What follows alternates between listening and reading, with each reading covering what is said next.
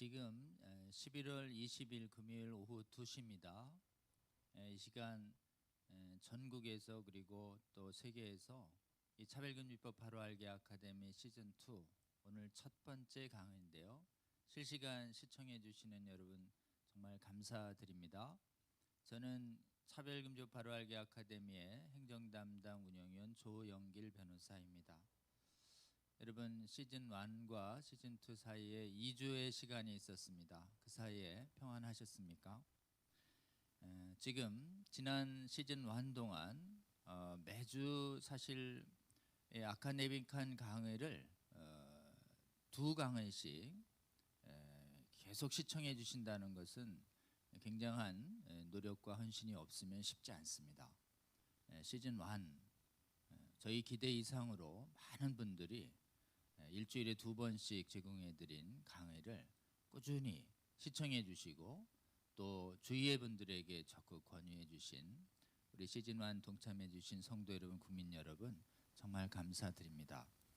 이번에 우리 시즌 2에서는 이제 시즌 2가 이 차별금지법을 막아내는 활동이 일상화되도록 하기 위해서 강의 제공 횟수를 주 1회로 바꾸었습니다. 그래서 오늘부터 시작해서 주 1회 시즌 2 강의를 시작하려 합니다. 저희가 강의를 시작하기 전에 몇 가지 지난 2주간 진행됐던 차별금지법 관련 소식 전해드리고 여러분의 협력을 좀 부탁드리겠습니다. 첫 번째 강의 소식은요. 방심위에서 차별금지법을 막는 토론회를 주최한 대담을 주최한 우리 기독 언론인 극동방송과 CTS에 대해서 법정 제재인 경고를 추진하다가 11월 9일에 전체 회의가 있었습니다. 그때 그 법정 제재 추진 중이라는 소식을 들은 저희 차별금지법을 막는 운동가들이 모여서 방송회관 앞에서 방심위 앞에서 법정 제재 추진에 대한 규탄 대회를 9일에 열렸습니다. 그리고 추진하려고 하는 추진하는 사람들이 대부분 차별금지법 찬성 세력이었기 때문에 그들의 주장의 부당성을 알리는 서면도 내고 직접 출석해서 변론하려고 했지만 직접 변론의 기회를 얻지 못하고 그들이 우리가 낸 서면만을 기초로 해서 장시간 회의를 거친 뒤에 9명의 방심위원들 중에 7명이 같은 법정 제재입니다. 경고보다는 낮은 주의를 추진하기로 결정한 내용이 지난 9일에 있었습니다. 여러분 앞으로 재심이 있고 재심 이후에는 행정소송이 있습니다. 그러면서 이게 처음이니까 봐준다는 취지의 내용이 계속 일관됐습니다. 여러분 차별금지법에 대한 정확한 실상을 알리는 이 토론회조차도 법적으로 못하게 하려고 하는 이 의도가 이 차별금지법이 제정된 미래의 모습을 보여주는 내용이라고 하지 않을 수가 없습니다. 지금 언론의 자유뿐만 아닙니다. 신앙의 자유, 학문의 자유, 표현의 그 양심의 자유들이 이 동성애와 성전환에 관한 한 박탈되는 동성애 독재의 모습을 보여주는 실체입니다. 본의 아니게 이 CTS와 극동방송이 이런 법정 제재의 고난을 지금 받고 있는데 한국교회 성도 여러분 두 방송사 위해서 기도해 주시고 이 잘못된 제재가 철회될 때까지 여러분 이 부당성을 규탄하는 내용들로 여러분 이 운동에 동참해 주시기를 호소드립니다. 두 번째 소식 좀 알려드리겠습니다.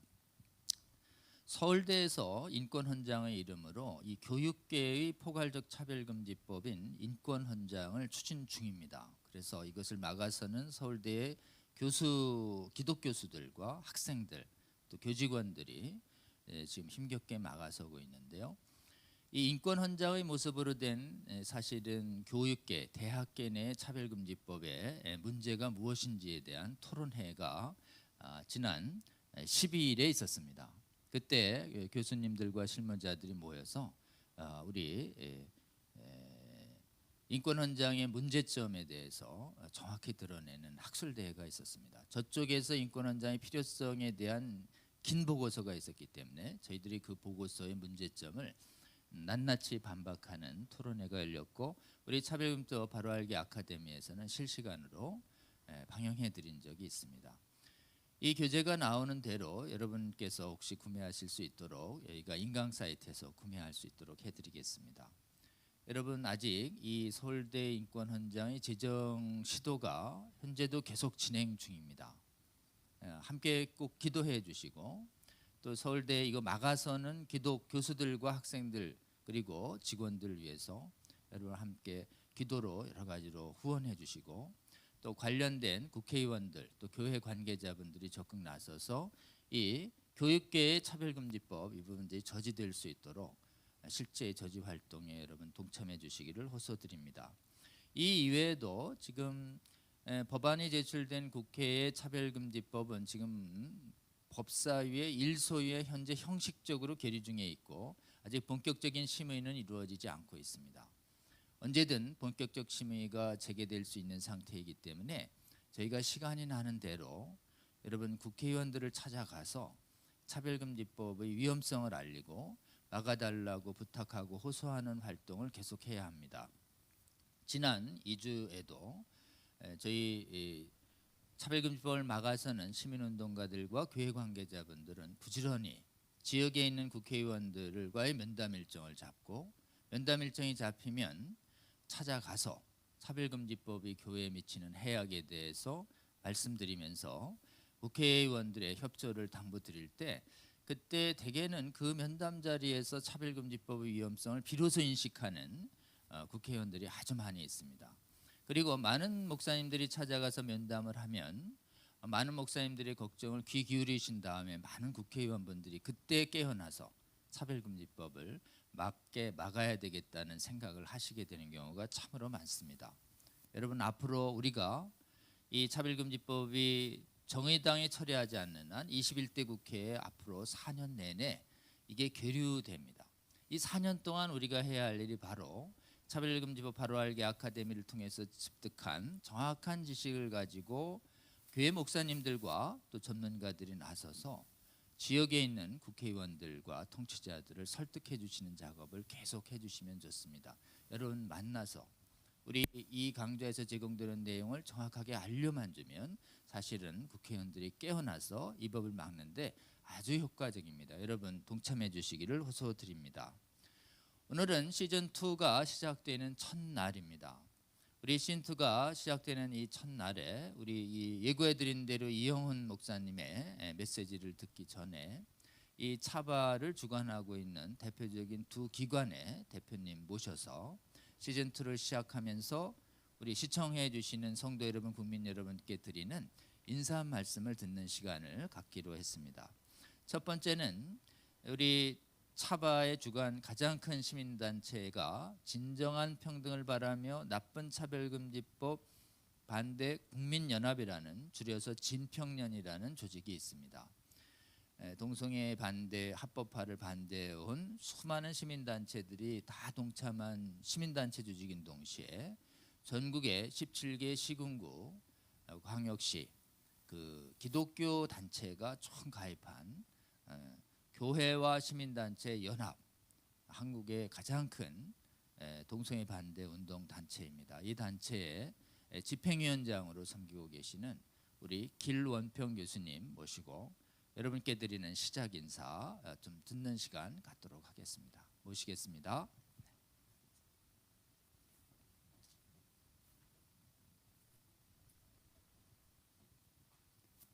예, 반갑습니다.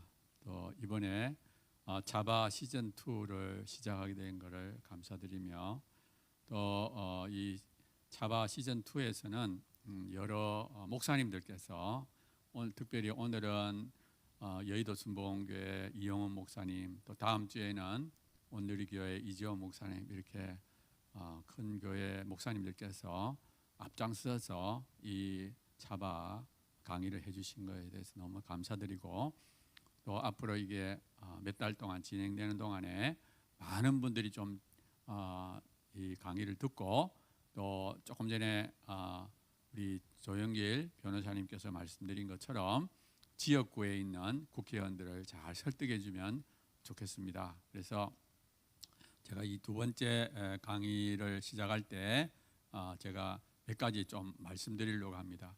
사실은 이제 그 동안에 저희들이 이 차별금지법을 반대하기 위해서 여러 가지 활동을 하고 또 국회의원들을 만나고 하면서 많은 국회의원들이 이 차별금지법의 문제점을 알고 또 이 차별금지법을 만들지 않겠다 또 약속을 하고 있습니다. 그래서 그것이 저희들의 마음을 이제 안도감을 갖게 하는데요. 그렇지만 아직도 이 차별금지법의 불씨가 꺼진 것은 아닙니다. 한두 가지 말씀드리면 얼마 전에 그 민주당의 국회의원하고 국가인권위원회에서 비공식 간담회를 하면서 이 차별금지법을 만들겠다는 그런 의지를 나타냈고요.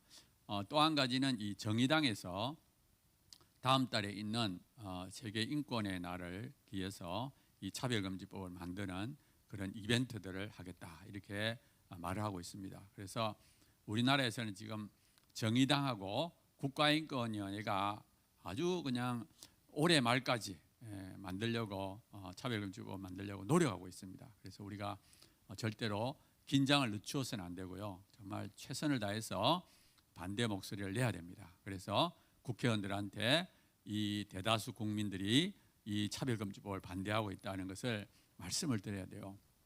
제가 얼마 전에도 국회의원을 한 분 만났는데 그분도 무슨 말씀을 하는가 하면 이 차별금지법으로 인해서 역차별 받는 거는 반대하지만 이 동성애자나 트랜스자자 중에 어쩔 수 없이 하는 사람이 있지 않겠느냐.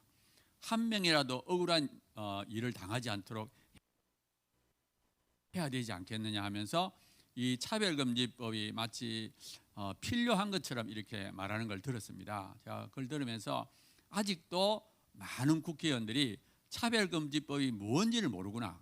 그래서 제가 이제 그런 분들을 위해서 다시 말씀드리고 싶은 것이 뭔가 하면은 동성애는 절대 타고나는 것이 아닙니다. 선천적이지 않기 때문에 어쩔 수 없이 동성애를 하는 사람은 없습니다. 그래서 그걸 하고요. 또 한 가지 우리가 이 차별금지법을 반대한다고 해서 이 동성애자나 이 소수자들의 이 인권을 무시하는 게 아닙니다. 지금 우리나라에서는 이 동성애자나 트랜스젠더의 인권이 무시되지 않습니다. 아무도 없어요. 그래서 이 차별금지법은 오히려 이 차별금지라는 이름으로 오히려 건전한 윤리를 가진 사람들이 역차별받기 때문에 그래서 우리가 이거를 반대하고 있습니다. 이미 차별금지법이 통과된 서구의 많은 사례들을 보면 정말 교회하고 건전한 윤리 의식을 가진 사람들이 오히려 여러 가지 핍박을 당하는 것을 볼 수가 있고요. 또 남녀 구별이 없어짐으로 인해서 여성들이 역차별을 받는 것을 볼 수 있습니다. 그래서 하여튼 우리가 주위 사람들에게 특별히 국회의원들, 정치인들에게 우리의 차별금지법의 실상을 알려야 되겠다는 것을 제가 다시 한번 생각합니다. 그래서 여러분들께서 이 강의를 듣고 그거를 잘 이렇게 습득하셔서 주위의 국회의원들하고 정치인들을 만나서 우리가 절대로 소수자들의 인권을 무시하는 것이 아니다 이런 것을 강조해 주셨으면 좋겠습니다. 그리고 제가 이제 PPT를 사용해서 조금 설명을 드리려고 합니다. 지금 PPT 올려주시면 제가 준비한 거를 조금 말씀드리겠습니다. 한번 조금만 해주세요. 제가 차별금지법안과 낙태에 대해서 조금 말씀드리겠어요. 이 낙태하고 차별금지법이 무슨 관계가 있을까 이러는 분들이 있을 텐데 사실 이게 밀접한 관계를 갖고 있습니다. 이 차별금지법의 대표적인 것이 동성애 트랜스젠더거든요. 이 동성애 트랜스젠더와 같은 것은 이제 성적 타락하고도 관계됩니다. 성적으로 문란해지고 이래서 이제 그것이 차별금지법과 관계되고요. 이 낙태는 사실은 이 성적 문란으로 인해서 이 아기를 임신했을 때 그거를 또 이제 떼어내는 것을 말합니다. 그래서 이 성적인 타락과 이 낙태하고는 아주 밀접한 관계가 있어요. 그러니까 다시 말하면 우리가 흔히 말하는 그 성적으로 문란한 나라들이 차별금지법을 통과시키고 또 낙태를 합법화하고 있습니다. 그래서 우리나라가 그 뒤를 따라가려고 하기 때문에 우리가 이것을 막아야 됩니다. 그래서 제가 이 차별금지법하고 낙태에 대해서 간략하게 제가 좀 소개하는 시간을 갖도록 하겠습니다. 조금 전에 말씀드린 것처럼 차별금지법은 올해 6월 달에 정의당이 발의했고요. 그 안에 성적 지향과 성별 정체성이 들어있고 또 성별의 정의 안에 제3의 성을 포함하고 있습니다. 그리고 잘 알다시피 우리나라는 개별적 차별금지법이 많이 있습니다. 정말 우리가 흔히 차별하지 말아야 될 거, 성별이나 장애나 뭐 이런 것들은 다 이미 만들어져 있습니다. 그래서 정말 이런 것을 핑계로 삼아서 포괄적 차별금지법이 필요하다 이렇게 주장하면은 우리나라 이미 만들어져 있다 이렇게 우리가 해야 됩니다. 그 다음에 그래서 제가 이제 차별금지법은 반드시 막아야 된다. 왜? 차별금지법이 만들어지고 나면 자유가 제약을 당합니다. 표현의 자유, 종교의 자유들이 제약이 당하고 더 큰 것은 뭐냐? 다음 세대들이 세뇌를 당하게 돼요. 유치원부터 이 동성애와 차별금지법이 정상이라고 이렇게 교육을 받기 때문에 다음 세대가 세뇌를 받게 되고 동성애자와 트랜스젠더가 많아집니다. 예를 들어서 영국의 경우는 10년 동안 25배가 증가했어요. 그래서 한번 이게 만들어지고 나면 없앨 수가 없습니다. 왜냐하면 다음 세대들이 완전히 세뇌가 되기 때문에 이제 다시는 이 차별금지법을 되돌릴 수가 없어요. 그래서 우리가 반드시 이걸 막아야 된다고 저는 생각합니다. 그래서 우리가 강력하게 이 악한 법, 잘못된 법을 막아야 된다 이렇게 말씀드리고요. 그 다음에 이제 낙태에 대한 이야기를 조금 하도록 하겠습니다. 이 낙태에 관련된 법은 두 가지가 있습니다. 형법하고 모자보건법 두 가지가 있는데요. 이게 왜 이렇게 이 낙태가 심각한 문제가 됐는가 하면 작년 4월 달에 헌법재판소에서 이 낙태죄는 헌법 불합치다 이렇게 결정을 했고요. 올해 말까지 법을 만들어라 이렇게 했습니다. 그래서 얼마 전에 정부에서 형법과 모자보건법을 이제 개정안을 이제 입법 예고하고 이제는 정부에 논의한 다음에 국회로 넘어오게 됩니다. 또 그리고 현재 국회 안에는 또 의원 발의한 법안들이 존재합니다. 그래서 올해 말까지 이 관련 법을 개정해야만 되고 만약에 올해 말까지 이걸 개정하지 않으면 낙태죄가 그냥 합법화됩니다. 법이 무효가 되기 때문에 그래서 올해 말까지 반드시 이거를 만들어야 되는 그런 상황에 있습니다. 그래서 이 작년에 헌법재판소가 낙태에 대한 판결을 했을 때 어떻게 했느냐? 태아의 생명 보호와 여성의 자기결정권을 이제 조화롭게 해라, 조화롭게 해라고 했고요. 그 다음에 임신 22주 내외로 우리가 임산부의 자기결정권 행사를 하도록 하라. 그리고 다양한 사회경제적 사유를 고려하라. 이런 식으로 작년에 판결을 했습니다. 그래서 우리가 이런 것을 포함시켜서 우리가 새로운 개정안을 만들어야 될 그런 상황이 있습니다. 그런데 이번에 이제 정부에서 개정안을 만들었어요. 근데 그게 문제가 있습니다. 제가 간단하게 설명하게 되면 임신 14주까지는 본인의 요청에 의해서 낙태가 가능하다. 그러니까 아무 이유 없이 나는 낙태하고 싶다 하면 낙태가 가능하고요. 그 다음에 임신 24주까지는 뭐 여러 가지 사회경제적 사유나 강간이나 수많은 이유로 24시간만 생각하면 낙태가 가능합니다. 그러니까 상담받고 24시간 뒤에는 이제 낙태가 가능하게 돼요. 그러면 임신 24주라면 6개월입니다. 임신 6개월 된 태아도 얼마든지 이제 하루만 생각하면 낙태할 수 있도록 허용하는 것이 이 정부안입니다. 그래서 지금 이 정부안은 태아의 생명 보호를 완전히 무시했다. 작년에 헌재에서 판결할 때는 여성의 자기결정권과 태아의 생명 보호를 다 고려하라 했는데 이번에 정부 개정안은 완전히 태아의 생명 보호를 완전히 무시했다. 임신 6개월까지 이렇게 낙태할 수 있도록 허용했기 때문에 이건 잘못된 것이다 이렇게 봅니다. 그래서 이제 태아는 언제부터 생명인가? 지금 화면에 나오는 것이 수정된 지 11주가 된 태아의 모습, 거의 뭐 인간의 모습을 갖추고 있죠. 그 다음에 이 난자와 정자가 수정돼서 수정란부터 자라서 인간이 되는데 그게 연속적으로 인간이 됩니다. 어느 순간부터 그 이하는 세포덩어리고 그 이상은 인간이라는 것을 할 수가 없어요. 그냥 연속적으로 자라서 인간이. 우리도 마찬가지입니다. 우리도 수정란에서 자라서 우리가 된 거예요. 그래서 누구나 다 이 태아의 과정을 겪었다 이렇게 보시면 되고요. 여기서 보다시피 이 점점 자라서 이렇게 됩니다. 자, 그다음에 이제 낙태, 우리나라 낙태의 실태를 조금 설명해 드리면 이 정부 조사에 의하면 낙태가 그렇게 많지 않은 걸로 되어 있지만 민간 단체가 조사할 때는 현재 한 50만 정도 할 것이다 이렇게 추정을 하고 있습니다. 왜냐하면 지금 이제 낙태가 불법이기 때문에 정확한 숫자가 되지 않습니다. 그리고 이 50만이라는 걸 비교해 보면 작년에 2019년도에 실제로 태어난 아이는 30만입니다. 그러니까 낙태가 되는 사람들이 더 많다는 것을 알 수가 있습니다. 그 다음에 낙태를 언제 하느냐? 이게 2018년도 조사에 따르면 4주, 5주, 6주에 가장 많이 합니다. 4주, 5주, 6주 합하면 50%가 넘습니다. 그 다음에 4주 이하에서는 31%, 8주 이하에서는 84%, 그 다음에 12주 이하에서는 95%. 그러니까 12주 이하에서는 거의 다 한다고 보시면 됩니다. 그래서 지금 정부안이 14주 이내로는 낙태가 허용한다는 것은 낙태를 전면 허용한다는 것과 똑같아요. 그래서 이 정부안이 얼마나 정말 낙태를 허용하는지를 잘 나타내고 있습니다. 그 다음에 왜 낙태하는지를 물어보니까 대부분이 사회경제적 사유입니다. 그러니까 뭐 애가 2명 있는데 또 생겼다든지 돈이 없다든지 너무 바쁘다든지 하여튼 뭐 사귀던 임신시킨 그 남자하고 헤어졌다든지 뭐 하여튼 이 사회적 경제적 사유가 80%가 넘습니다. 그 다음에 산부인과 우리나라 산부인과 의사에서는 10주 임신 10주를 넘는 낙태는 권장하지 않습니다. 왜냐하면 10주가 넘어가면 아기가 자라기 때문에 뼈가 생기기 때문에 10주 이내로 하기를 이제 산부인과 의사에서 이제 권고를 했고요. 보면은 낙태 방법이 달라져.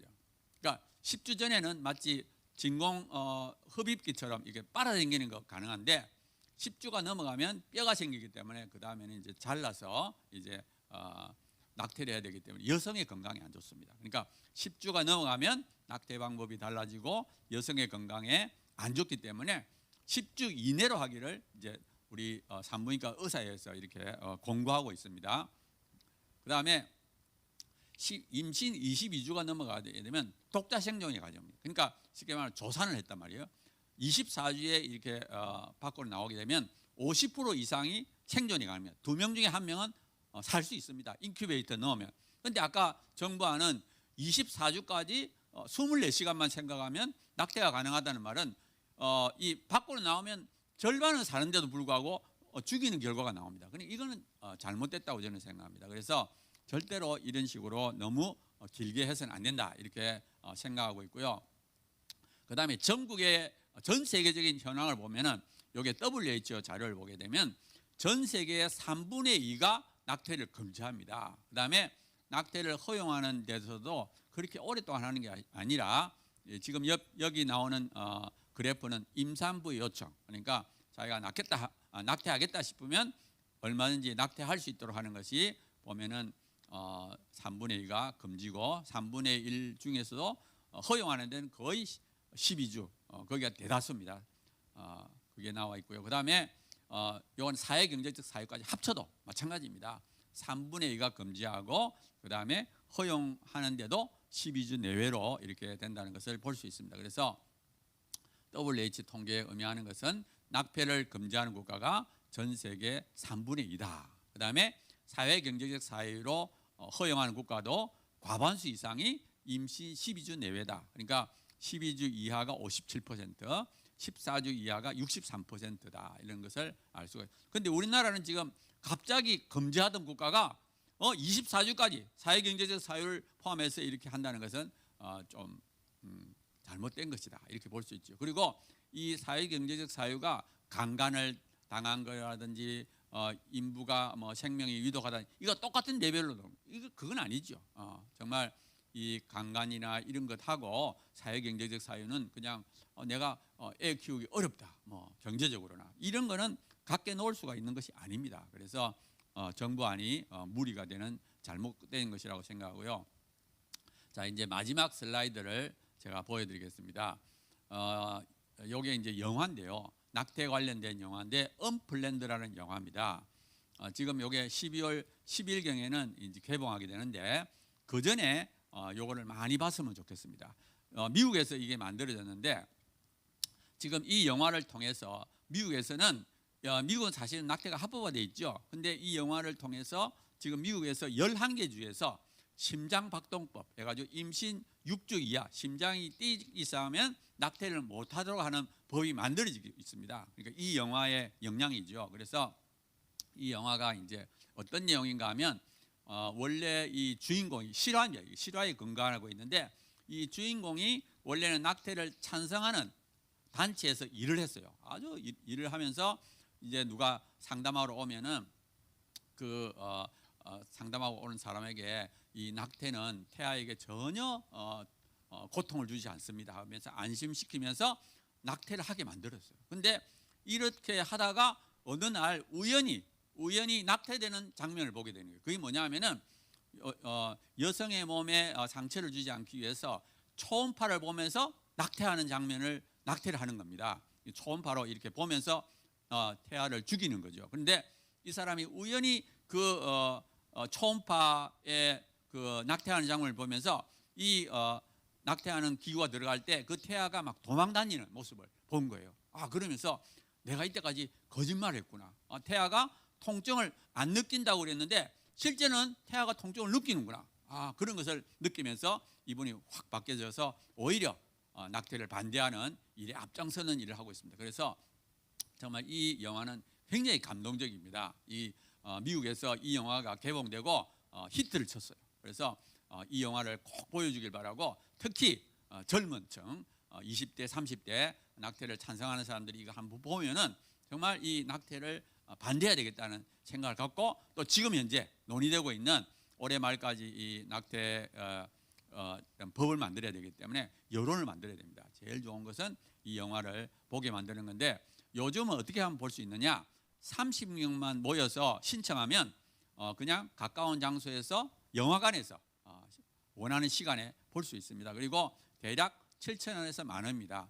주말에는 10,000원이고 주중에는 한 7,000원 정도 됩니다. 그래서 지금 화면에 보이는 여기다가 전화를 해서 한 30명만 모아가지고 신청하면 볼 수 있습니다. 그래서 많은 분들이 좀 이걸 보고 정말 이 낙태의 실태를 좀 보고 감동을 받고 우리나라만큼은 정말 잘못된 길을 가지 않도록 서구의 잘못된 길을 가지 않았으면 참 좋겠습니다. 그래서 저는 사실은 이제 이 차바라는 이 강의를 통해서 정말 이 차별금지법의 실태도 알리고 또 이 낙태도 잘못된 것을 가지 않도록 정말 서구는 잘 살면서 성적으로 타락하고 또 성적으로 타락하게 되니까 또 낙태도 합법화하는 이런 여러 가지 일들이 일어나고 있습니다. 우리나라는 정말 경제적으로 부유하지만 윤리적으로 또 여전히 정말 윤리적으로 건전한 의식을 갖고 있는 사람들이 계속 목소리를 내서 우리나라는 그 잘못된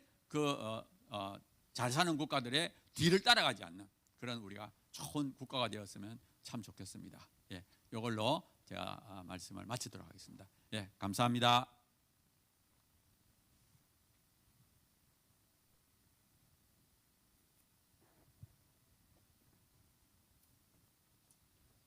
네. 시즌 2 시작 인사로 우리 길 교수님 말씀 들었고 또 지금 당장 또 이거와 관계 있는 우리 낙태법에 관한 정확한 지식도 또 우리가 무엇을 해야 되는지 알려주시는 말씀도 함께 들었습니다. 여러분 실제로 이 낙태 합법화와 동성애 합법화 문제는 서로 협력하면서 사실은 기독교의 생명윤리와 그다음에 성윤리를 적대하고 파괴하는 운동이 전 세계적으로 함께 일어나고 있기 때문에 저희가 생명을 존중하는 부분과 또 거룩한 성을 지키는 운동이 같이 가야 한다는 이런 연관성에 대해서도 여러분이 인식해 주시면 좋겠습니다. 다음에 또 우리 시작 인사로 우리 복음법률가회 상임대표이신 조배숙 대표님 모시고 차바 시즌 2를 시작하면서 우리 여러분께 드리는 메시지를 잠깐 듣는 시간 갖도록 하겠습니다. 모시겠습니다.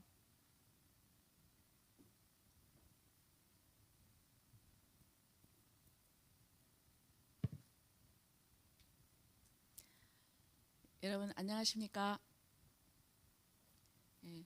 복음법률가의 상임대표 조배숙입니다. 그동안 차바 1차 그 시즌 1을 경청해 주신 여러 성도 여러분께 진심으로 감사드립니다. 어떻게 많이 도움이 되셨는지요? 저도 듣고 몰랐던 걸 많이 알고 깨우치는 그런 기회가 되었습니다. 그래서 저희들이 이번에 또 시즌 2를 준비를 했습니다. 호세아서에 내 백성이 지식이 없음으로 망하는도다 하였습니다.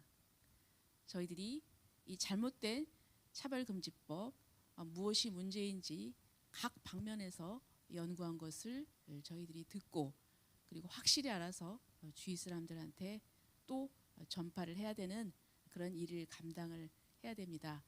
앞으로도 차바 시즌 2 많은 좋은 강사님들이 계십니다. 많이 경청해 주시고 그리고 또 이 동영상을 많이 전파해 주시면 감사하겠습니다. 저는 오늘은 포괄적 차별금지법안 문제가 지금 저희들이 21대 국회에 들어와서 이것을 막으려고 열심히 하고 있는데 사실은 이런 시도가 굉장히 오래전부터 있었습니다. 그래서 지금 첫 번째가 아니라 지금 2007년부터 이 자료를 보시면 알겠지만은 17대, 18대, 19대 그래서 전부 이전에 벌써 6번이 발의가 되었다가 우리 기독교계의 아주 강력한 반대 그리고 학부모 단체의 반대로 무산이 됐고 철회가 됐고 폐기가 되었던 것입니다. 바로 직전에 우리 인사 말씀을 해주신 우리 기론평 교수님께서 그때부터 이 차별금지법 반대 운동을 하셔서 지금까지 열심히 하고 계시는데요. 그런데 이제 이렇게 너무 반대가 심하니까 20대 국회에서는 감히 발의하는 그 의원이 없었습니다. 그런데 20대 국회 중간에 개헌 얘기가 나왔습니다.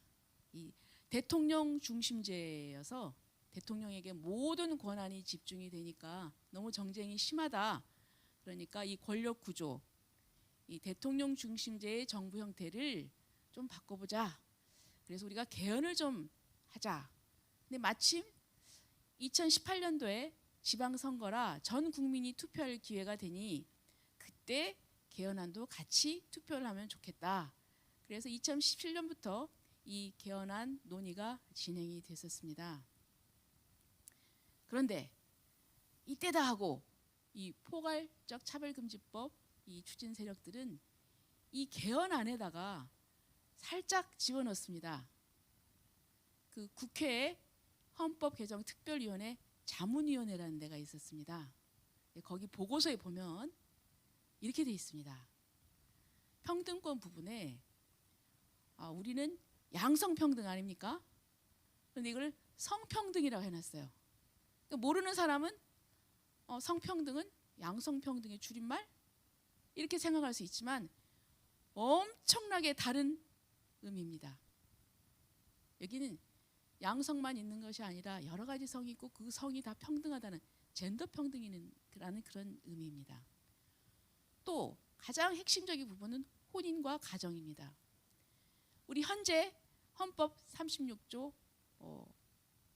보면은 혼인은 개인의 존엄과 양성의 평등의 기초에서 성립되고 유지해야 한다 이렇게 되어 있는데 여기는 어떻게 되냐면 개인의 존엄과 평등, 양성을 빼버렸습니다. 이것은 결국 동성혼의 합법화의 길을 열어놓은 것입니다. 그리고 또 지금 국가인권위원회라는 기관이 있습니다. 그것은 법률기관입니다. 그런데 그것을 법률기관이 지금 법 자체가 헌법기관인 정부를 규율하게 돼 있기 때문에 위헌 소지가 있다 하니까 차제에 그런 위헌 소지를 없애자. 그리고 당당하게 헌법기관화하자 해가지고 국가인권위원회를 헌법기관화하는 조문을 넣습니다. 이제 그런데 그것을 발견한 우리 단체 시민단체 기독교계에서 아주 이 부분을 지적하면서 아주 강력한 반대를 했습니다. 그래서 17개 광역자치단체를 다 돌아다니면서 공청회를 했는데 그때 분명하게 의사표시를 했고 반대를 했고 또 이 개헌은 여야가 합의를 해야 됩니다. 그런데 야당도 합의를 해주지 않았고 그래서 결국은 그냥 무산이 됐습니다. 그런데 이제 21대 국회에 들어와서 이 더불어민주당을 비롯한 범여권이 180석을 이상을 점유를 하면서 드디어 6월 29일 날 정의당이 장혜영 의원을 앞세워서 이 포괄적 차별금지법 안을 발의를 했습니다. 이 발의한 의원들 면면을 보면은 정의당이 6명, 그리고 더불어민주당의 비례대표 1명, 그다음에 열린민주당의 비례대표 1명입니다. 심상정 의원을 빼놓고는 지역구의 반발을 의식을 해야 되는데 그것이 상대적으로 좀 없는 비례, 초선입니다. 상당히 좀 의식을 한 거죠. 자, 그런데 그리고 또 이렇게 나오니까 이제 화답이라도 하듯이 국가인권위원회는 6월 30일 날 평등법, 평등 및 차별금지법에 관한 시안이라고 하면서 국회에다 이 법 제정을 권고를 했습니다. 내용은 대동소이합니다. 지금 현재 정치권은 우리 기독교계가 강력하게 반대하고 또 학부모 단체, 여러 교육 시민 단체에서 반대를 하니까 정치권의 속성은 그렇습니다. 내년에 서울시장 선거, 부산시장 선거, 빅2의 선거가 있습니다. 그리고 또 내년 하반기부터는 대선 레이스입니다. 큰 선거를 앞두고 이렇게 갈등의 소지가 있는 이런 쟁점은 잘 안 건드리는 게 정치권의 속성이고 현실적인 판단입니다. 그래서 지금 현재는 그렇다 할 진전은 아직은 없으나 그러나 또 상황이 어떻게 바뀔지 모르니까 항상 우리는 긴장해야 합니다. 여기서 좀 말씀드리고 싶은 것은 국가인권위원회법의 성적 지향 부분입니다. 이 법은 2001년도에 통과가 됐습니다. 그런데 그 당시 성적 지향이라는 말에 대해서 정확하게 그 의미를 아는 사람들이 별로 없었습니다. 성적 지향이 뭔가 그 당시 그 커밍아웃을 한 어떤 탤런트가 이제 커밍아웃을 하니까 뭐 드라마에 섭외도 안 되고 하니까 좀 불이익한 차별을 받았다. 그러니까 그 사람을 구제하기 위한 법률이다. 이런 정도로만 이해를 하고 그리고 그냥 이렇게 중요한 쟁점에 대해서 이 부분이 가져올 수 있는 이런 부분을 얘기를 하지 않고 그냥 기만적인 전술에 의해 가지고 그냥 통과가 되어버렸습니다. 사실 국회의원들 잘못이죠. 거기에 대해서 무지했다는 것이 변명은 되지 않지만 나중에 그 동성애 활동가들조차도 자기들도 이것은 굉장히 설득이 어렵다, 통과하기 어렵다 했는데 이렇게 쉽게 통과가 되고 나니까 이분들이 뭐라고 했냐면 국회의원들이 뭐 몰랐던 것 같다 이렇게 얘기를 하고 있었습니다. 그래서 20대 국회에서는 이 국가인권위원회법상의 성적 지향이 이러한 처음에 발의할 때 이 부분에 대한 정확한 상황 설명이 제대로 되지 않았다. 그래서 기망적인 전술에 의해서 이렇게 입법이 되었다. 그리고 또 이 성적 지향이라는 것 자체가 동성 성행위를 포함하는 것이기 때문에 행위를 포함하는 것은 정당한 차별금지 사유가 될 수 없다. 그런 이유로 폐기해야 된다. 그래서 40여 명 이상이 공동 발의를 했었습니다. 저도 20대 국회 때 이 발의에 참여한 적이 있습니다. 자, 이런 이제 역사적인 배경이 있습니다. 그런데 중요한 것은 이렇게 국회에서는 이게 가장 그 중요한 쟁점이 되고 이 법률은 법체계에서 상위에 있기 때문에 이것이 국회 문턱을 넘지 못하니까 이 사람들이 눈을 지방으로 돌린 겁니다. 지방자치단체의 법률은 뭐가 있죠? 조례가 있습니다. 또 교육청에는 학생에 관련된 조례를 만들 수 있습니다. 그래서 지방자치단체로 눈을 돌려서 지금 어느 정도 또 그것이 이루어졌습니다. 왜냐하면 지방에서는 여기에 대해서 문제의식이 별로 없습니다. 거기는 도의원이나 기초의원이나 이 정확히 알고 또 그렇게 대처하는 사람도 없고 또 도민들이나 시민들도 그렇습니다. 그래서 지금 서울시, 경기도 이런 몇 군데에 있어서는 그 도민 또 시민 그런 인권 조례가 있습니다. 충남도의 경우를 볼 때는 안희정 전 지사가 성적 지향에 포함된 도민 인권 선언을 했습니다. 그래서 거기에 기초한 도 인권 조례를 통과시키려고 했는데 이것을 알게 된 우리 충남의 기독교계에서 도의원들을 설득해서 이것이 부결이 됐습니다. 그러자 이제 그 당시 안희정 전 지사가 구속이 되고 그 대행을 맡았던 행정부지사가 이 의결이 잘못되었다고 대법원에다 기관 쟁송을 했어요. 그런데 2018년도에 지방선거에서 오히려 충남도에서 더불어민주당이 승리를 했습니다. 그래서 도의회의 다수를 점하니까 기관 쟁송을 취하를 해버리고 다시 새롭게 이 조례를 제정을 했습니다. 그리고 또 학생 인권 조례는 이 도나 시의 인권 조례가 좀 추상적이라고 한다면 학생 인권 조례는 상당히 구체적입니다.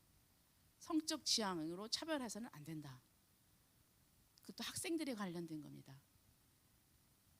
그리고 또 구체적인 권리를 명시하고 그런데 이러한 학생 인권 조례가 맨 처음 제정된 곳이 경기도입니다.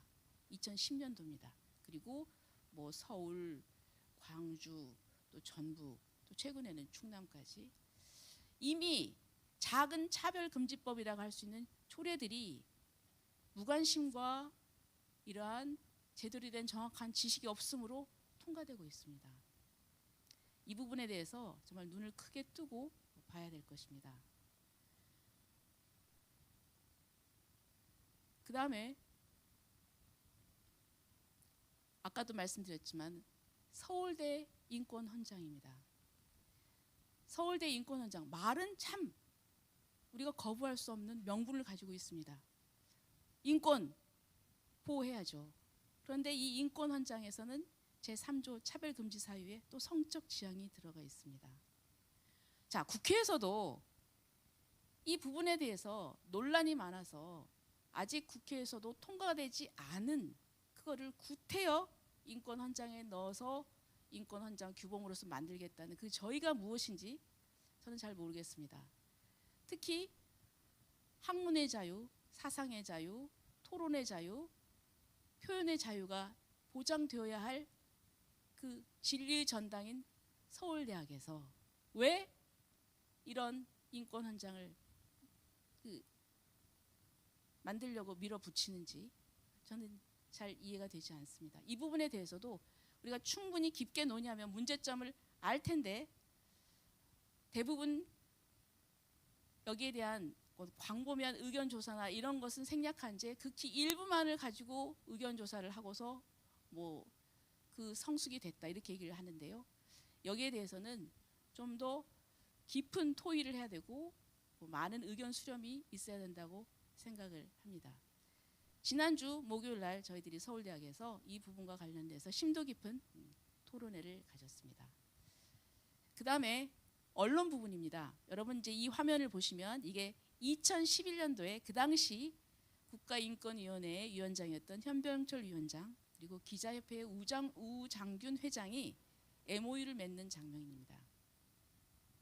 인권 보도 준칙입니다. MOU를 맺었습니다. 여러분 MOU라는 것은 성격을 아시지 않습니까? 구속력이 없어요. 안 지켜도 그만인데 그런데 이것은 그 만드는 과정에 있어서 이 구성원들의 충분한 토의와 그런 의견 수렴이 과연 거쳤는지 사실 그것도 조금 분명하지 않은데요. MOU를 맺고 이 준칙이 되면서 완전한 어떤 규범력이 있는 그런 준칙이 되어버렸습니다. 그래서 이 기자들이 이것을 본인도 모르게 상당히 좀 의식하고 기사를 쓰는데도 어떤 부분에 있어서는 위축이 되는 그런 것 같습니다. 대표적인 예가 지난번 코로나 사태 때 이태원 문제입니다. 처음에는 게이 클럽이었고 거기 온 사람들이 거의 다 동성애자여서 그렇게 썼다가 또 이 인권 보도 준칙을 얘기하면서 또 많은 관련 단체들이 항의를 하니까 그 언론 매체의 특성상 이런 부분에 대해서 굉장히 취약한 이런 점 때문에 그냥 바로 이 기사를 수정을 했습니다. 인터넷판에 있을 때. 그래서 지면으로 나올 때는 여기가 이런 부분에 대해서 전혀 나오지 않았습니다. 근데 과연 이것이 그러면 그 이외 사람들의 알 권리를 침해하는 것이 아니냐. 이건 왜냐하면 어떤 보건과 건강에 관련된 문제이기 때문입니다. 또 있습니다. 또 포괄적 차별금지법에 대해서 이것이 발의가 되니까 모든 언론이 찬성 일색이었습니다.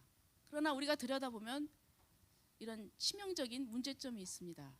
그래서 CTS 그리고 또 극동방송에서 전문가를 초청해서 간담회를 했습니다. 그래서 포괄적 차별금지법의 문제점을 알렸는데 포괄적 차별금지법에 대해서 비판만 했다고 해서 편향적이다 해서 방송통신심의위원회에서 소위원회에서는 경고 처분을 전체회의에서는 최종적으로 주의 처분을 받았습니다. 그런데 두 가지 문제점이 있습니다. 그 당시 대담 프로그램은 뉴스 프로그램이 아니었습니다. 대담은 의견 초청받은 사람이 자기 의견을 진술할 수도 있고 뉴스처럼 아주 정확한 사실이 아니어도 괜찮습니다. 대담 프로그램입니다. 그리고 두 번째는 종교 방송의 경우에는 방송심의규정 9조 5항에 의해서 예외가 인정이 됩니다. 그 선교의 목적으로 설립된 종교 방송의 경우에는 그 설립 취지에 맞게 그 얘기를 할 수 있다. 그래서 공공성의 예외 조항에 해당이 됩니다. 그러나 이거 두 개를 다 무시했습니다. 자, 그런데 그 위원들이 포괄적 차별금지법 무엇이 문제냐? 이것은 당연히 해야 되는데 왜 비판만 하느냐? 그런 사고가 깔려 있었습니다. 이것은 굉장히 좀 무서운 것입니다. 포괄적 차별금지법이 아직 제정도 되지 않았는데 이런 정도니 만약에 정말 제정이 된다면 어떤 결과가 나오겠습니까? 그건 상상에 맡기겠습니다. 이렇게 지금 국회에서 포괄적 차별금지법이 통과되지 않도록 우리가 처절하게 싸우고 있는데 이미 지방에서 학교에서 그리고 언론에서는 잠식이 되어가고 있다. 이것을 우리가 의식하면서 정말 이것을 끝까지 막아내지 않으면 저희들 힘들다. 이것을 인식을 했으면 합니다. 자, 네, 또 드릴 말씀 많지만 제가 인사말이 너무 길어졌습니다. 자, 오늘 여러분 또 이용훈 목사님께서 조금 이따 강의를 하실 텐데요. 여러분께서 정말 좋은 지식을 배우고 또 은혜 받는 그런 시간이 되기를 바라겠습니다. 감사합니다.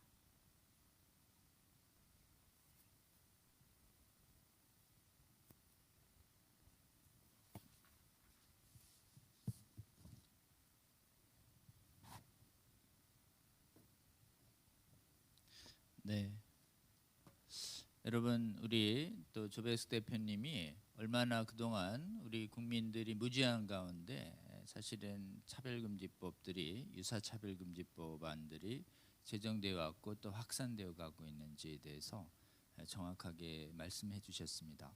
요지는 정확하게 알아야 우리가 속지 않을 수 있다. 악법에 이런 취지입니다. 여러분 이 강의 좀 힘드시더라도 계속 좀 들어주셔서 좀 겉모습 때문에 속는 성도들과 국민들이 좀 적어질 수 있도록 여러분 많이 동참해 주시고 협력해 주시기를 호소드립니다. 이제 여러분 좀 기다리셨는데요. 우리 이영훈 목사님 강의를 좀 듣기 전에 이영훈 목사님 순복음교회 쪽에서 보내온 강사님 홍보 영상을 먼저 좀 듣도록 하겠습니다. 여러분, 우리 여의도 순복음교회는 사실은 세계적으로 볼 때 굉장히 세계에서 가장 큰 단일 교회입니다. 그리고 대한민국의 교회가 부흥할 때 그 부흥의 중심에 있던 교회입니다. 우리 여의도 시즌 2의 첫 강사님으로 우리 여의도 순복음교회 이영훈 목사님께서 첫 강사를 맞아주신 것은 대단히 의미 있다 이렇게 생각합니다. 좀 이따 여러분 메시지를 들으시겠지만 한국교회 1천만 성도가 연합을 해야 합니다.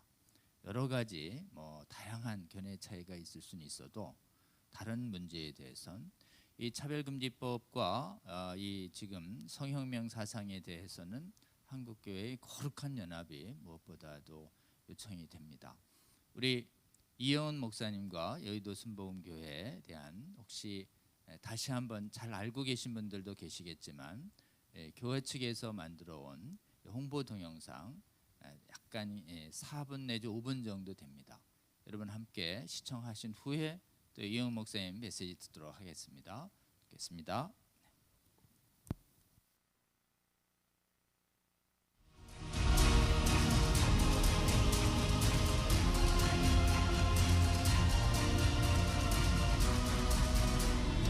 1885년 부활절 아침, 미국 언더우드 선교사와 아펜젤러 선교사가 공식적인 한국 최초의 선교사로 인천항에 첫 발을 내딛었습니다.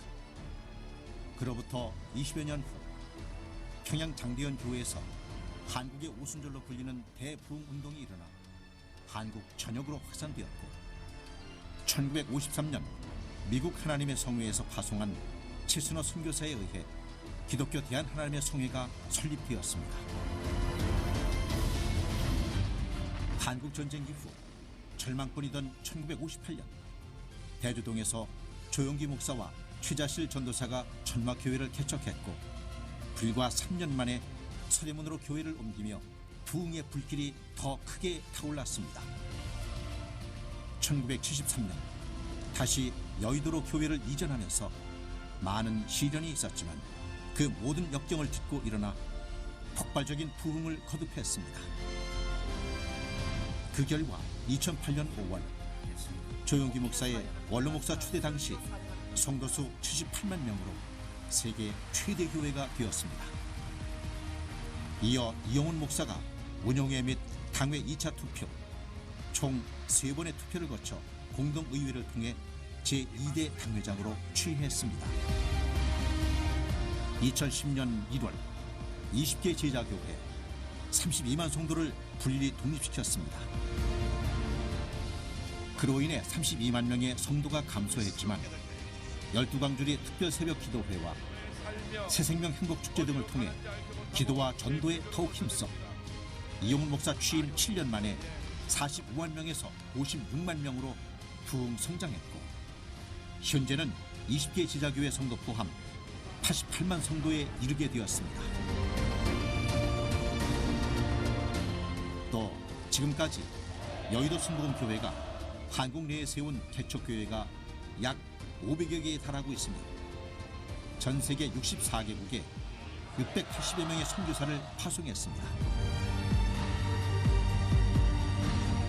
그리고 여의도 순복음교회는 교회 예산의 3분의 1 이상을 소외된 이웃을 돕기 위한 부재와 선교 사업에 사용하는 등 사랑 실천에 앞장서고 있습니다. 가난과 질병으로 희망을 잃어버린 이웃들을 향해 사랑의 손을 내밀고 건강한 삶을 선물하는 등 이 사회의 빛과 소금이 되고 있습니다. 미래 주역들을 하나님의 말씀으로 양육하고 순복음의 꿈나무들을 하나님 나라 일꾼으로 세워가며 평양심장병원 건립 등 통일도 준비하고 있습니다. 또 이영훈 목사는 뜨거운 복음 열정으로 전 세계를 다니며 강력한 성령 운동을 펼쳤고 오직 말씀과 기도로 하나님 나라 확장에 앞장섰습니다. 인회 예수 언싱푸 교파와 국경을 초월하여 수많은 해외 성회를 인도하면서 순복음 스타일의 기도 운동을 통해 복음 한류의 위력을 보여주었고 오순절 성령 운동을 전 세계로 확산시켜 나갔습니다. 게다가 여의도 순복음 교회의 부흥과 성장 비결을 공유함으로써 세계 교회의 동반 성장을 이끄는 한편 전 세계 기독교 리더들과 함께 세계 평화와 영적 부흥을 위해 기도했습니다. 2015년 굳게 닫혔던 중국 선교의 문을 열어 오직 성령으로 중국 교회의 변화를 펴내냈고 2018년 마틴 루터 킹 목사 서거 50주년 기념 예배에서 한반도 평화를 향한 거룩한 꿈과 비전을 선포했습니다. I have a dream that one day Korea will be united by the grace of God. 이영훈 목사의 제안으로 시작된 아시아 리더스 서밋을 통해 아시아 복음화를 위해 힘쓰고 세계 오순절 대회를 통해 강력한 성령 사역을 펼치며 세계 복음화에 앞장서고 We 있습니다. need the power of the Holy Spirit right now. 이영훈 목사는 앞으로도 계속해서 전 세계를 향한 오순절 성령 운동의 불길이 더 크게 타오르도록 절대 긍정과 절대 감사의 믿음으로 더 강력한 성령의 시대를 열어나갈 것입니다. 하나님의 나라가 이 땅에 임하는 그날까지 여의도 순복음 교회의 복음 행진은 계속될 것입니다. We need the power of the Holy Spirit right now. 네, 여러분 그 여의도 순복음교회와 우리 이영훈 목사님 홍보 영상 잘 보셨죠? 실제로는 우리 여의도 순복음교회와는 국내뿐만 아니라 사실은 해외에서도 굉장히 더 영향력이 있는 교회이기도 합니다. 여러분 크고 작은 여러 교회에서도 사실은 차별금지법에 대한 분명한 입장을 내는 것이 참 용이한 일이 아닙니다. 이처럼 생각과 내용이 많이 갈등을 일으킬 수 있는 이슈에 대해서는 오히려 좀 거리를 두고 어떤 의견을 표명하지 않는 이런 교회들도 상당히 적지 않습니다.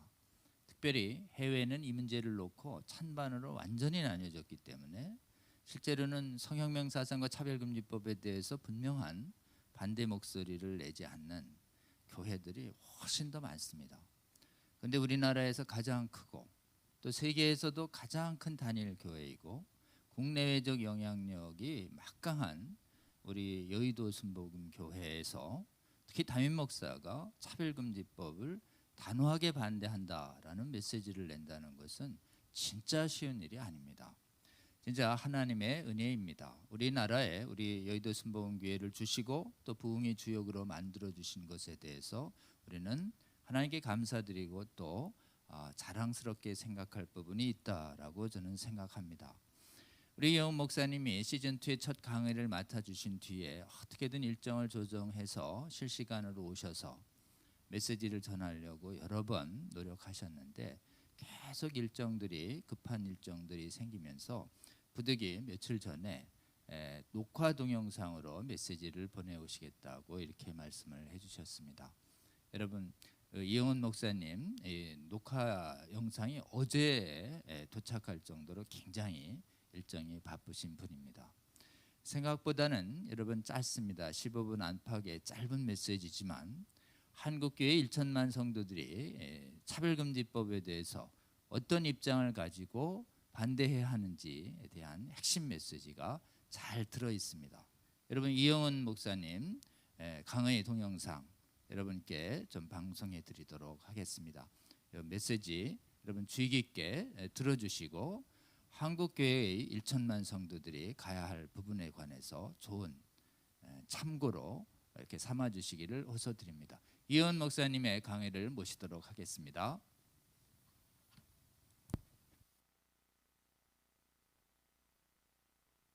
할렐루야. 주님의 이름으로 문안을 드립니다. 그동안 참 가물었었는데 어제 참 비가 많이 왔습니다.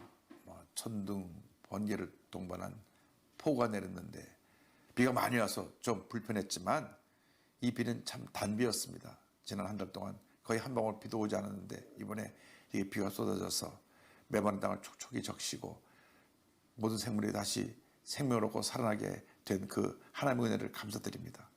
하나님의 은혜는 이렇게 힘들고 어려울 때 절망 가운데 우리에게 더 크게 다가오는 것입니다. 이번에 우리가 코로나19를 통과하면서 많은 고통과 어려움을 겪었지만은 장차 우리에게 더 큰 은혜 축복으로 하나님께 넘게 채워줄 것을 믿습니다. 이제 오늘부터 시작되는 이 온라인 이 포괄적 차별금지법 세미나를 통하여서 우리 모두가 새 힘을 얻고 한국교회가 나아갈 방향, 한국 사회가 나아갈 방향에 대해서 분명히 깨달아 알고 한마음 한뜻을 이루는 귀한 시간 갖게 되길 바랍니다. 이를 위해서 수고하신 모든 분께 감사를 드리며 제가 오늘 첫 시간에 여러분에게 이와 같이 안부의 말씀과 또 한국교회의 입장을 대변하는 말씀을 전합니다. 한국교회 1차만 성도 여러분, 코로나19로 인해 얼마나 힘든 시간을 보내고 계십니까? 무엇보다도 방역 문제로 예배가 제한되어서 많은 어려움이 있었을 줄 압니다. 이제 곧 치료제와 백신이 개발된다고 하니 코로나19도 점차 소멸되어질 것입니다. 코로나19로 우리 모두가 힘들고 어려운 시간을 보내는 동안에 국회에서는 한 정당으로부터 포괄적 차별금지법 상정 시도가 있었습니다. 포괄적 차별금지법이란 그렇다는 이름을 가진 이 법의 실상은 실제로는 과잉차별법이며 역차별법입니다. 다시 말하면 소수의 인권을 보호한다는 이유로 다수의 인권을 제한하고 차별하는 법입니다. 마치 흡연자를 처벌하면 안 된다고 하면서 흡연자의 권리를 보호한다는 명분 아래 절대 다수의 비흡연자에게 피해를 입히는 것과 다름이 없습니다. 따라서 이 법을 제정하고자 하는 어떤 시도도 우리가 막아내야 되고 이를 위해 1천만 크리스찬들이 교파를 초월해서 한마음 한뜻으로 뭉쳐야 합니다. 반드시 우리는 하나로 뭉쳐서 포괄적 차별금지법 제정을 시도하려는 모든 것을 막아내야 합니다. 포괄적 차별금지법을 상정하려고 시도하는 사람들은 성소수자의 입장을 대변하고 그들의 적극적인 지지를 얻고 이 일을 진행하고 있습니다. 그런데 우리가 알아야 될 것은 현재 있는 법으로도 모든 사람들의 인권이 잘 보호받고 있습니다. 그런데도 불구하고 굳이 포괄적 차별금지법이라는 법을 만들고자 하는 의도는 성소수자의 인권 보호라는 미명 아래 성소수자나 동성애에 대한 어떤 비판도 완전히 차단시키고 오히려 비판하는 사람들에게 페널티를 주려는 의도가 담겨 있습니다. 이름은 참 그렇습니다. 포괄적 차별금지법. 그러나 이름을 가지고 있는 그 법 조항의 독소 조항을 우리가 깊이 살펴보아야 할 것입니다. 첫째로 제가 여러분에게 말씀드리고 싶은 것은 우리 기독교인으로서 모든 사람이 분명히 알아야 되는 것은 기독교인 가운데 극소수의 극단적인 사람들을 제외하고는 대부분 기독교인들이 성소수자들을 차별하거나 핍박하고 있지 않다는 것입니다. 하나님 앞에서 모든 사람은 평범하게 창조되었습니다. 동등하게 창조되었습니다. 따라서 가진 자나 못 가진 자나 성소수자나 소외자 인권도 보호받아야 되고 존중해야 될 인권인 것을 저희들은 잘 알고 그런 입장을 지지하고 있습니다. 우리는 성소수자도 주님의 사랑으로 사랑합니다. 왜냐하면 예수님께서 그들을 위해서도 십자가에 달려 죽으셨기 때문입니다. 간절히 바라기는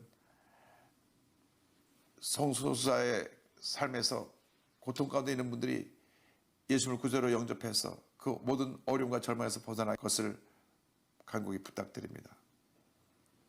둘째로 동성애는 창조 법칙을 거스르는 것입니다. 인간을 비롯하여 모든 생물은 남녀 암수가 조화를 이루도록 지음을 받았습니다. 그것이 창조의 원리입니다. 그것이 인류 역사 6천의 그 역사의 그 근본인 것입니다. 남과 남, 여와 여의 결합은 창조 원리를 파괴하고 궁극적으로 무출산으로 인한 인류의 장을 갖고 오게 될 것입니다. 결국 종족 번영이라고 하는 근본적인 뜻이 저지되고 이 저출산으로 인해서 인구가 감소되고 모든 것이 멈춰서는 그러한 큰 위기를 맞게 될 것입니다. 그 대표적인 예로 우리 대한민국을 들 수 있습니다. 대한민국은 저출산이라고 하는 가장 큰 문제, 위기에 부딪혀 있습니다. 지금까지 이 문제 해결해 보려고 124조를 쏟아부었지만은 아직도 답이 나오고 있지 않습니다. 한때 출산 120만 명이 넘다고 자랑하던 우리 대한민국이 정부 주도하에 계속 산하 제한을 실시해 왔습니다. 그 결과 작년에 30만 7천 명이 출산되는 이런 재앙을 맞게 됐습니다. 정확하게 말씀드리면 30만 7천이라고 하는 숫자는 우리 인구 두 사람이 0.8, 0.9밖에 출산하고 있지 못하고 한다는 이야기가 됩니다. 앞으로 이 아이들이 자라나서 대학 가게 될 18년 후에는 대학교 약 3분의 1이 문을 닫아야 될 것입니다. 아시다시피 이 같은 출산율은 OECD 국가 중에 최하위입니다.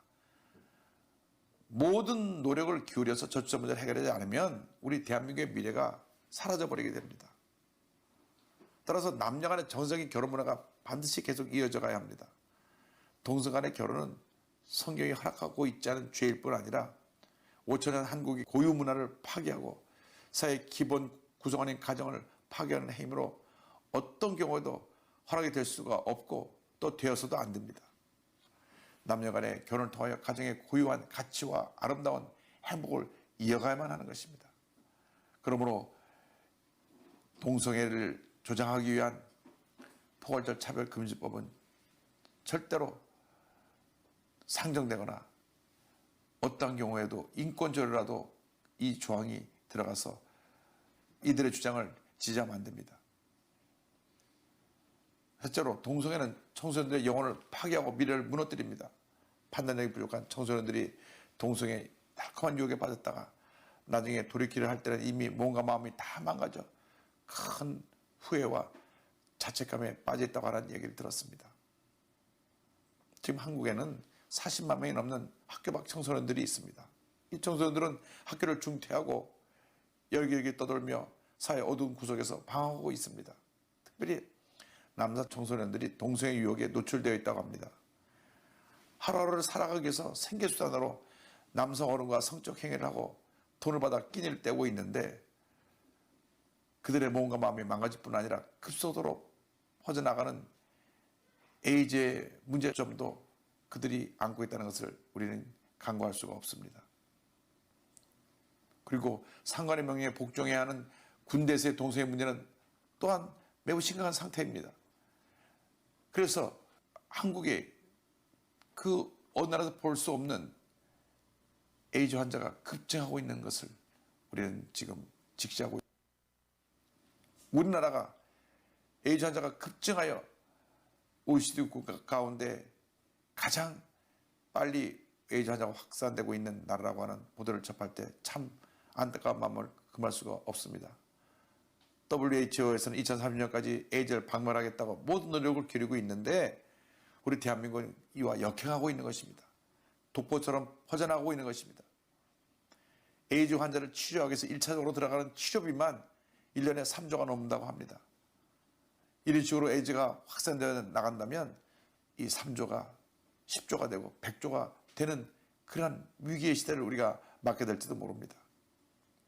청소년 보호와 국민 건강을 지키기 위해서 반드시 동성 간의 성적 행위는 금지되어야 합니다. 그리고 이들의 인권을 위한다고 하는 포괄적 차별금지법은 어떤 경우에도 제정되어서는 안 됩니다. 이미 현행 법으로 모든 사람들의 인권이 잘 보장받고 있습니다. 더 이상 다른 법이 필요가 없습니다. 그런데 굳이 이 법을 만들어서 과잉적으로 저들을 보호하는 이유 하에 어떠한 비판도 금하게 하고 오히려 비판하는 사람들에게 페널티가 가한다면 그것은 잘못된 길로 가고 있는 것입니다. 그러므로 가정의 가치를 회복하고 건강하고 행복한 사회를 이루어가기 위해서 더 이상 역차별적 법인 이 포괄적 차별금지법이 상정이 되어서는 안 될 것입니다. 한국 교회 모두가 한 마음이 되어 이 일의 뜻을 보고 향후 어떤 법정을 시도하지 않도록 모든 노력을 모아 이를 중지시켜야 합니다. 여러분 모두의 기도와 후원 동참을 간곡히 호소합니다. 이제 포괄적 차별금지법을 위한 연구 논문들이 발표가 될 것이고 또 전문가들이 이 포괄적 차별금지법이 갖고 있는 독소조항의 문제점들을 낱낱이 여러분에게 밝혀줄 것입니다. 이제 온라인을 통해서 개설되는 이 강의를 여러분 모두가 경청해 들으시고 얼마나 지금 이 포괄적 차별금지법이 큰 문제를 안고 있는가를 인식하셔서 앞으로 한국교회 사회가 밝아지고 행복한 사회를 이루기 위해서 더 이상 이 같은 잘못된 시도가 있지 않도록 여러분 모두가 힘을 모아줄 것을 부탁을 드립니다. 이 일에 한국교회가 앞장서야 합니다. 한국의 1천만 성도가 한마음이 되어야 합니다. 이를 위해서 모든 기독교계 법조인들, 의료인들, 전문인들, 교수님들 그리고 교계 지도자들이 한마음 되어 지금 이 귀한 프로그램을 진행하고 있습니다. 여러분 모두가 이 세미나에 적극 참여하고 또 많은 사람들에게 이 내용을 알려서 우리 한국 사회가 밝아지고 행복한 사회로 변화되는데 앞장서 줄 것을 간곡히 부탁드립니다. 여러분의 후원, 협조를 부탁드리고 또 이를 위해서 수고하시는 모든 분들에게 주님의 은혜와 축복에 함께 하시기를 간절히 소원하며 기도드립니다. 기도하겠습니다. 사랑과 은혜와 자비와 모라신 하나님 아버지, 이제 저희들이 오늘부터 포괄적 차별금지법을 위한 세미나를 온라인으로 개설하고 또 홍보하고 법조인과 또 전문인과 의료인과 교수님들이 한 팀이 되어 한국교회 지도자들과 함께 이 일이 더 이상 진행되지 않도록 포괄적 차별금지법이 어떤 그 법조화의 시도도 진행하지 않도록 막아내려고 합니다. 주님 도와주시고 함께하여 주셔서 주님의 걸어간 뜻이 이 땅에 이루어져서 우리 대한민국이 이러한 잘못된 동성애 문화에 파괴되지 않도록 하나님께서 지키시고 보호하시고 복을 내려 주시옵소서. 그래야 우리 크리스찬들이 한마음 되어 대한민국의 미래를 변화시켜 나가게 하시고 하나님의 은혜와 축복이 많은 복된 나라로 만드는데 우리 모두가 앞장서게 하여 주옵소서. 수고하시는 모든 분들에게 감사하고 예수님의 이름으로 기도드립니다. 아멘. 네, 여러분 우리 이영은 목사님의 비교적 길지는 않지만 15분 가까이 되는 짧은 메시지지만 굉장히 강력한 메시지입니다. 여러분 전 세계에서 가장 큰 교회 또 우리나라에서도 가장 크고 그리고 전 세계적으로도 영향력 있는 우리 여의도 순복음교회 담임 목사님이 지금 포괄적 차별금지법의 문제점에 대해서 전혀 둘러 말하지 아니하고 대단히 명확한 성경적 진리로 또 사회적 폐악을 근거로 분명하고 단호하게 반대하는 메시지를 전한다는 것은 결코 쉬운 일이 아닙니다. 사실은 한국교회를 위해서 큰 은혜이고 또 감사한 일이 아닐 수 없습니다. 지금 한국교회 이 차별금지법 문제에 대해서 분명한 메시지를 내고 있지 않은 교회들이 훨씬 많습니다. 이런 차제에 우리 무엇보다도 우리 순복음교회 또 온누리교회 사랑의 교회 이 큰 교회 목사님들께서 생각이 다른 분들의 비난을 감수하고서도 용기 있게 복음의 입장에 서서 차별금지법 반대 메시지를 교회 안팎에 전해주신다는 것은 대단히 감사한 일이고 또 하나님의 은혜라고 하지 않을 수가 없습니다. 여러분 이 동영상 짧지만 여러 번 반복해서 들어주시면 좋겠습니다. 우리가 들어야 할 알아야 할 핵심 메시지가 다 들어있습니다. 시정일관 한국교회가 1천만 성도들이 연합해서 똘똘 뭉쳐서 교파를 초월해서 반대해야 된다는 목소리를 반복해서 해주시고 계십니다. 여러분 여러 이슈에 대해서 우리 교회 안에는 다양한 의견이 있을 수 있습니다. 그래서 호불호가 나눌 수가 있습니다. 그러나 이 차별금지법과 성혁명은 교회 전체를 위협하는 대단히 심각한 반성경적인 반교회적인 악법이기 때문에 교단과 지역 정파를 초월해야 하는 것이 가장 핵심 과제 중에 하나입니다. 여러분, 설사 개인적으로 호불호가 나뉜다 하더라도 한국교회 1천만 성도가 연합해서 차별금지법을 막는 운동을 위해서 생각의 차이나 호불호의 차이를 늘려주시고 우리 이영훈 목사님처럼 또는 오정현, 이재훈 목사님처럼 차별금지법을 막는 운동에 1,000만 성도가 단합해서 나설 수 있도록 모범을 보여주시고 선두에 서주시고 또 필요한 고난이 있다 하더라도 감수해 주시면서 한국교회는 전 세계에서 처음으로 이 차별금지법을 막아낼 수 있는 그런 국가 될 수 있도록 여러분 기도해 주시고 동참해 주시면 좋겠습니다. 특별히 이 동성애가 초래하는 무출산의 재앙, 저출산의 재앙의 심각성도 인식해 주시고 이 동성애가 초래하는 미래 세대와 국민 건강의 훼손 문제도 직시를 좀 해야 하며 동성애에 대한 반대 의견에 대해서 법적인 페널티를 가하려고 하는 이 무서운 독재성에 대해서도 직시해서 이 문제에 대해서 각 교회의 전문가들과 또 교회의 지도자들이 함께 일어나서 이 실체를 알리는 세미나와 강연 활동이 필요하고 이 부분을 위해서 기도하고 동참해야 한다라고 하는 이 메시지야말로 진짜 이 차별금지법 바로 알기 아카데미가 전하려고 하는 핵심 메시지를 담고 있다라고 할 수 있습니다. 이훈 목사님의 동영상 짧지만 반복해서 들어주시고 주위에 많은 분들과 국민들을 깨우는데 여러분 활용해 주시기를 호소드립니다. 오늘 일정을 마치면서 몇 가지 이 강의 광고를 좀 드리도록 하겠습니다. 첫 번째가 또 이 차별금지법 바로 알기 아카데미 시즌 2의 소개인데요. 여러분 11월 달에는 우리 모범적으로 큰 교회 목사님 중에서 용기 있게 차별금지법 반대 운동에 앞장서신 이훈 목사님 그리고 다음 주엔 이재훈 목사님 모십니다.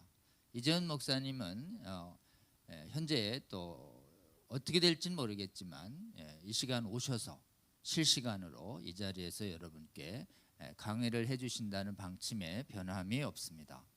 그 다음에 오정현 목사님은 또 여러 가지 제약 때문에 짧은 동영상을 보내주시기로 했고 그날엔 우리 안드레아 윌리엄스의 동영상에 자막을 해서 여러분께 영국에서 보내드리는 메시지를 여러분께 전해드리려고 합니다. 그 외에는 또 미국의 ADF 부회장인 제프리 존스, 제프리 벤트렐라 교수의 변호사의 강의와 또 글로벌 성혁명 저자인 가브리엘 쿠비 강의가 12월엔 예정돼 있고요. 그다음에 새해에는 또 해외에서 지금 하와이 열방교회 목사님과 각 교단의 주요 신학교 권위 있는 신학 교수님들이 오셔서 지금 신학의 분열을 막기 위한 올바른 성경 지식을 여러분께 제공해 드리려고 합니다. 그리고 시즌 1에서 또 시간 제약 때문에 하지 못했던 각 분야 언론 분야, 문화 분야, 또 이런 언어 분야 여러 가지 전문 분야의 전문가들을 더 모셨을 뿐만 아니라 무엇보다도 이 목사님들 중에서 차별금지법을 막아서는 부분에 대해서 뜨거운 마음을 가지고 여러 목사님들 규약해서 지역에 있는 국회의원분들을 성공적으로 설득해내시는데 큰 성과를 보이시는 경양 각지의 여러 목사님들의 실천 사례도 여러분과 좀 나누려고 합니다. 주 1회 정도씩 해서 학예 방학을 좀 제외하고 이래 잡았는데요. 잠정적으로는 한 9월 24일까지 저희가 일정이 잡혀 있습니다. 말씀드린 것처럼 이 차별금지법의 계류가 4년 내내에 있기 때문에 저희가 이 기간 동안 지속적으로 성도와 국민을 깨워내야 하고 깨워내는데 상당한 시간이 걸리고 일상화 작업이 불가피하다 이런 판단이 듭니다. 여러분 적어도 한국에서 차별금지법의 완전히 막아낼 때까지 적어도 주 1회는 차별금지법을 막아내는 필요한 성경적 복음적 강의를 듣는데 여러분 꼭 시간 내주시고 주위에 국민들과 성도들에게 권면해 주시면 좋겠습니다. 다음이요. 저희가 계속 연구를 해가 보는데요. 이 차별금지법의 배후에 이르는 법의 이름으로 각 각국의 포괄적 차별금지법을 제정하라고 말하는 국제인권법 원칙이라는 게 있습니다. 국제인권법이라는 이름을 가진 거짓 원칙이 있는데 그게 욕야카르타 원칙입니다. 이게 2006년도에 나온 이후에 한 번도 이 원칙이 가지고 있는 이 반인권성, 독재성, 신앙, 양심, 학문, 표현의 자유를 막는 이 문제에 대해서 전문가들의 비판과 토론이 없었습니다. 그동안 우리 복음법률가에서 이 부분에 대해서 연구해놓은 실적을 가지고 이 부분에 대한 문제점을 밝히는 최초의 국내 토론회를 가지려고 합니다. 다음 주에 지금 화요일 24일 화요일 서울 변협회관에서 복음법률가에 주최하고 우리 진평련 협력으로 해서 욕야카르타 원칙의 위험성과 부당성에 대해서 밝히는 토론회를 하려고 합니다. 우리 차바 채널에서 여러분 실시간 방영하도록 할 것입니다. 여러분 꼭 시청해 주시고요.